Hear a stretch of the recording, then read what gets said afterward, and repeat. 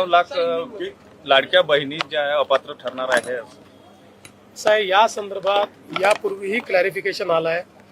रोज रोज तीच बातमी काही लोक देतात, पुन्हा त्याच चर्चा करतात. पुन्हा एकदा सांगतो, त्याचे नियम आणि निकष होते, त्याची तपासणी CAG करतं. एकही पैसा नियम आणि निकषाच्या बाहेर जाऊन देता येत नाही. आपण योजना सुरू केल्यानंतर कोणाला त्रास होऊ नये म्हणून योजना सुरू केली, कारण इतक्या मोठ्या प्रमाणात तपासणी करणं हे महिन्यात, 2 महिन्यात, 4 महिन्यात शक्य नव्हतं. त्यानंतर आपण तपासणी सुरू केली. KYC हा त्यातला महत्त्वाचा मुद्दा होता. ज्या लोकांच्या लक्षात आलं की आम्ही नियमाच्या बाहेर त्या ठिकाणी लाभ घेतलेला आहे, त्यांना वारंवार संधी देऊन त्यांनी KYC केलं नाही. 1,65,00,000 बहिणींनी KYC केलं. त्यामुळे त्या पात्र ठरल्या, त्यांना रेग्युलर कुठलाही खंड न पडता पैसे मिळत आहेत. काहींनी KYC केलं नाही.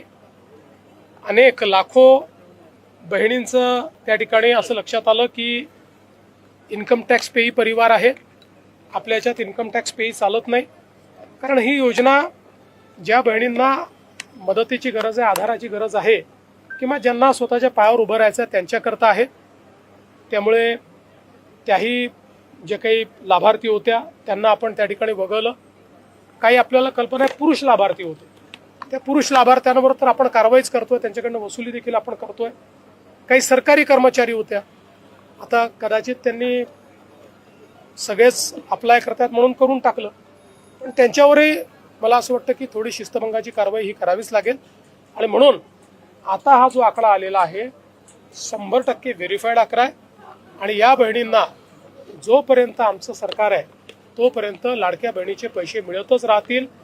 आता हे जे काँग्रेसचे इतर लोक बोलत आहेत, हे तेच लोक आहेत की ज्या लोकांनी लाडक्या बहिणीच्या विरुद्ध कोर्टामध्ये केस केली, हायकोर्टात गेले, रोज शिव्या दिल्या, ही योजना बंद करा म्हणून सांगितलं, आणि आता तेच हिंदीमध्ये मगरमच्छ के आंसू म्हणतायत, तसे मगरमच्छ के आंसू आता हे यांच्या डोळ्यातनं वाहून राहिले.